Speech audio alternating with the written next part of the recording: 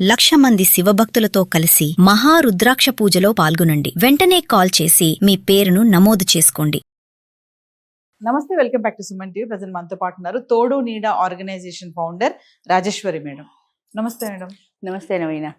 Madam, ఒక విషయం అడుగుతాను. మహిళలు స్వతంత్రంగా ఆర్థికంగా నిర్ణయాలు స్వతహాగా తీసుకోగలిగిన వాళ్ళు ఉన్నారనుకోండి, ప్రతి దాంట్లో వాళ్ళు ఇన్వాల్వ్ అయ్యి మాట్లాడి మంచిగా విజయాలు సాధిస్తున్నారు అనుకోండి, ఇటు మగవాళ్ళకి ఫ్రస్ట్రేషన్, ఇరిటేషన్, ఒక ఇగో, అహంకారం లాంటివి పుట్టుకొస్తుంటాయి కదా. ఎందుకంటారు మహిళలు ఆర్థికంగా స్వతంత్రంగా ఉండొద్దా?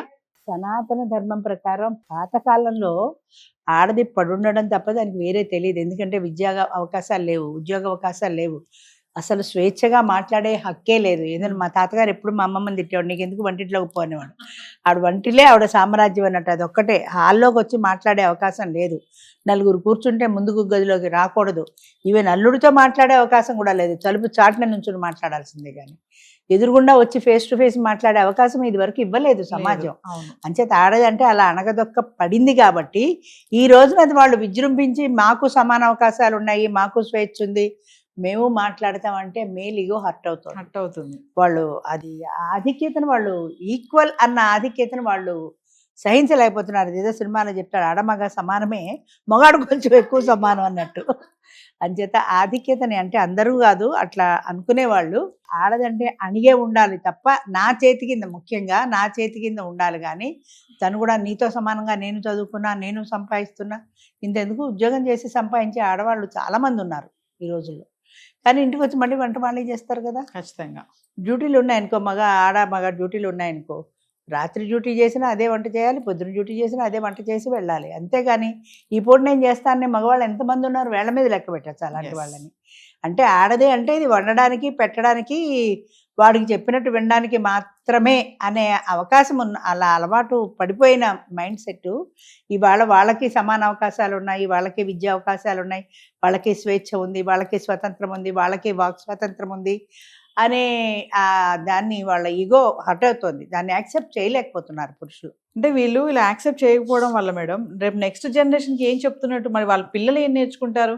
సపోజ్ ఇంట్లో మగ పిల్లలే ఉన్నారు, అమ్మా నాన్న కొట్టుకోవడం చూస్తారు పిల్లలు, విడిపోవడం చూస్తారు. ఓహో రేపు పొద్దున ఫ్యూచర్లో మనం కూడా కొట్టుకుని విడిపోవచ్చు అనమాట అని నేర్పుతున్నారు. అంతకంటే ఏం నేర్పుతున్నారు? అసలు వాళ్ళకి నేర్పాలని వీళ్ళు అనుకోవటం లేదు. వీళ్ళ ప్రపంచమే వీళ్ళది. కానీ పిల్లలు చూస్తున్నారు, పబ్లిక్ ఇరుగు పొరుగు చూస్తున్నారు, సమాజం ఏమనుకుంటుంది అనే ధోరణి ఎవ్వరికీ లేదు. అది సెల్ఫిష్నెస్ అని ఏమనో, వాళ్ళ సుఖం, వాళ్ళ స్వతంత్రం, వాళ్ళ స్వేచ్ఛ అంతే.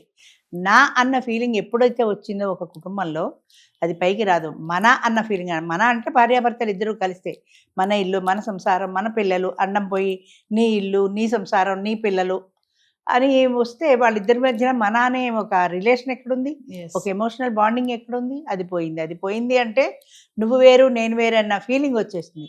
నువ్వేరు నేను వేరన్న ఫీలింగ్ ఎప్పుడైతే వచ్చిందో ప్రతి విషయంలోనూ మన ఇద్దరం వేరే, ప్రతి విషయంలోనూ వీరే, అలా ఆ భావన సపరేట్ అనేవి వచ్చేస్తుంది అంతే. ఈ కష్టమైన ఈ సుఖమైన మన ఇద్దరం కలిసి పంచుకుందాము, కలిసి మనం షేర్ చేసుకుందాము, కలిసి మనం ఈ సమస్యల నుంచి బయటపడదాము అన్న ఫీలింగ్ రావాలి భార్యాభర్తలు ఇద్దరికి. ఇది మన ఇల్లు, మన సంసారం, మన పిల్లలు, మనము ఈ జీవితాంతము మనం కలిసి. అసలు జీవితాంతం ఎవరు కలిసి ఉంటున్నారు? 50 to 53 ఇయర్స్కి ఎన్ని డైవర్స్ కేసులు వస్తాయో నాకు, ఎన్ని డైవర్స్ కేసులు. 50 to 53 ఇయర్స్కి డైవర్స్ అంటే అసలు పెళ్ళి ఎన్నేళ్ళు అయిందని, ఇప్పుడు లేట్ మ్యారేజెసే కదా. పైగా వాళ్ళు చెప్తారు, నాకు నవ్వు వస్తుంది, పిల్లల బాధ్యత మాకు లేదండి, అంతా ఆవిడే చూసుకుంటుంది. బాధ్యత, నీకు ఎమోషనల్ రిలేషన్ లేదా, నీ పిల్లల పట్ల నీకు ప్రేమ లేదా, ఆవిడే చూసుకుంటుందా, వదిలేసావు, నువ్వు చేతులు దులిపేసుకున్నావు, మళ్ళీ ఇంకో పెళ్ళికి రెడీ అయిపోయావు. నేను కామెంట్ చేయడం కాదు, ఇంకొక పెళ్లి చేసుకునే ముందు నీ పిల్లల్ని గుర్తురారా? ఈవిడ మాత్రం చాలా మంచిది వస్తుందనే గ్యారంటీ ఉందా? రెండో భార్య అని వస్తుందేమో అనే ఆశతో చేసుకున్నావు. తీరా చేసుకున్నాక ఆవిడ నువ్వు అనుకూలంగా లేదు. మరి పెద్ద ఆమె అనుకూలంగా లేక, ఈమె అనుకూలంగా లేక ఎంతమంది విడాకులు ఇస్తావు, ఎన్ని పెళ్ళిళ్ళు చేసుకుంటావు? అంచేత చిన్న చిన్న గొడవలకి విడాకులు విడిపోవడం కంటే కూడా ఉన్నంతలో సర్దుకొని, పిల్లలు ఉన్నారన్న ఫ్యామిలీస్ ఎన్నో చాలామందిని చూస్తుంటాను. పిల్లలు ఉన్నారని మేము విడాకులు తీసుకోలేదండి, ఇప్పుడు పిల్లకి పెళ్ళి అయిపోయింది, మా బాధ్యతలు తీరిపోయాయి, మేము విడిపోతాం అనేవాళ్ళు. అలా కనీసం బాధ్యతలు తీరే వరకైనా కలిసి ఉండాలి కదా. 5వ క్లాసు 10వ క్లాసు చదువుతున్న పిల్లలతో వాళ్ళు విడాకులు తీసేసుకుంటే ఆ పిల్లల భవిష్యత్తు ఎలా ఉంటుంది? సింగిల్ పేరెంట్తో వాళ్ళు ఎలా బ్రతుకుతారు? సమాజంలో వాళ్ళ విలువ ఎంత ఉంటుంది? వీళ్ళని వీళ్ళ నాన్న వీళ్ళని చూడడు, లేదా వీళ్ళ అమ్మ వీళ్ళని చూడదు అనేటువంటి ఒక బాధతో వాళ్ళు ఎలా బ్రతుకుతారు?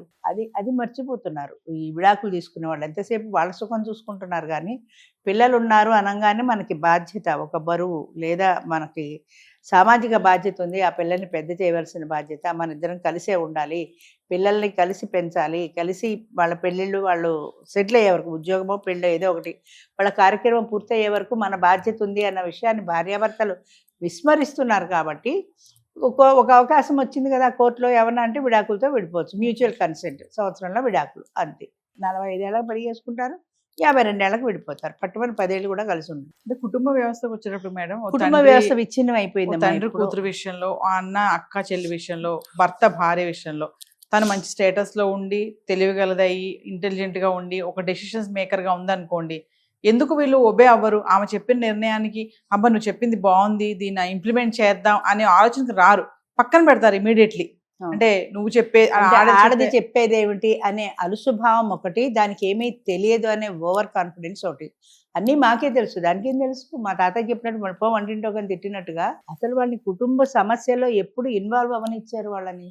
మాకు ఏదైనా ఇప్పుడు అప్పు చేస్తే మేమే, నీకు అనవసరం, నేను చూసుకుంటా కదా, ఆ నీకు అనవసరం అనే మాట మానసికంగా ఆ వ్యక్తిని ఎంత బాధిస్తుందో వాళ్ళు అసలు గుర్తించట్లేదు, ఆలోచించట్లేదు. నీకు అనవసరం, నేను చూసుకుంటా కదా మగాడిని, నువ్వు చూసుకుంటావు, అప్పులు చేసేస్తున్నావు, అప్పు మీద అప్పును, అవి తీర్చే మార్గం లేదని పెళ్ళని చెప్తే నీకు అనవసరం. ఇగో అక్కడ మళ్ళీ అవి ఎలా తీరుస్తామని ఆలోచన లేదు.